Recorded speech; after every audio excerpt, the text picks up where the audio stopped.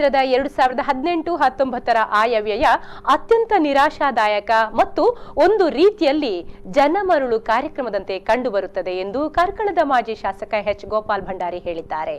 ಅವರು ಕಾರ್ಕಳದಲ್ಲಿ ತಮ್ಮ ಕಚೇರಿಯಲ್ಲಿ ಮಾಧ್ಯಮಗೋಷ್ಠಿಯಲ್ಲಿ ಮಾತನಾಡಿ, ವಿಶೇಷವಾಗಿ ರಾಜ್ಯದಲ್ಲಿ ಅನೇಕ ಸಮಸ್ಯೆಗಳಿವೆ, ರೈತರ ಆದಾಯವನ್ನು ದುಪ್ಪಟ್ಟು ಮಾಡುತ್ತೇವೆ ಅನ್ನುತ್ತಾರೆ. ಅದಕ್ಕೆ ಪೂರಕವಾದ ಯಾವ ಘೋಷಣೆಯೂ ಇಲ್ಲ. ರೈತರಿಗೆ ಕರ್ನಾಟಕ ಸರ್ಕಾರ ಸಾಲ ಮನ್ನಾ ಮಾಡುವ ಬಗ್ಗೆ ಕೇಂದ್ರದಲ್ಲಿ ಬೇಡಿಕೆ ಇಟ್ಟಿದ್ದು, ಆ ಬಗ್ಗೆ ಪ್ರಸ್ತಾವನೆ ಇಲ್ಲ. ವರ್ಷಕ್ಕೆ 2 ಕೋಟಿ ಯುವಕರಿಗೆ ಉದ್ಯೋಗ ಸೃಷ್ಟಿ ಮಾಡುವ ಯೋಜನೆ ಇತ್ತು, ಆದರೆ ಈ ಬಗ್ಗೆ ಯಾವುದೇ ಪ್ರಸ್ತಾವನೆ ಇಲ್ಲ. ಇದು ಕೇವಲ ಕಣ್ಣೀರು ಒರೆಸುವ ತಂತ್ರವಾಗಿದ್ದು, ರೈತರಿಗಾಗಲಿ ಜನಸಾಮಾನ್ಯರಿಗಾಗಲಿ ಉಪಯೋಗವಾಗುವ ಬಜೆಟ್ ಇದಲ್ಲ ಎಂದು ಹೇಳಿದರು. ಬ್ಯಾಂಕ್ಗಳಲ್ಲಿ ಇದ್ದಂತಹ ಸಾಲಗಳನ್ನು ಮನ್ನಾ ಮಾಡಬೇಕು ಎನ್ನುವಂತಹ ಬೇಡಿಕೆ ಇತ್ತು, ಆ ಬಗ್ಗೆ ಪ್ರಸ್ತಾಪವೇ ಇಲ್ಲ.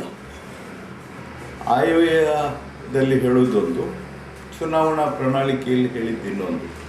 ಚುನಾವಣಾ ಪ್ರಣಾಳಿಕೆಯಲ್ಲಿ ಹೇಳಿದ್ದಾರೆ, ವರ್ಷಕ್ಕೆ 2 ಕೋಟಿ ಉದ್ಯೋಗಗಳನ್ನು ಯುವಕರಿಗೆ ಸೃಷ್ಟಿ ಮಾಡ್ತೇನೆ, 15 ಏನು ರೈತರ ಒಂದು ಆದಾಯವನ್ನು ದುಪ್ಪಟ್ಟು ಮಾಡ್ತೇನೆ, ಈ ಆಶ್ವಾಸನೆಗಳನ್ನೆಲ್ಲ ಕೊಟ್ಟಿದ್ದರು. ಬಹುಶಃ ಅದಕ್ಕೆ ಪೂರಕವಾದಂಥ ಯಾವ ಘೋಷಣೆಗಳು ಕೂಡ ಇದರಲ್ಲಿ ಇಲ್ಲ. ಒಂದು ಜನರನ್ನು ಮೋಸ ಮಾಡತಕ್ಕಂಥ ಒಂದು ಹೇಳಿಕೆ ಏನು ಅಂತಂದ್ರೆ, ಅಲ್ಲಿ ಪೆಟ್ರೋಲ್ಗೆ 2 ರೂಪಾಯಿ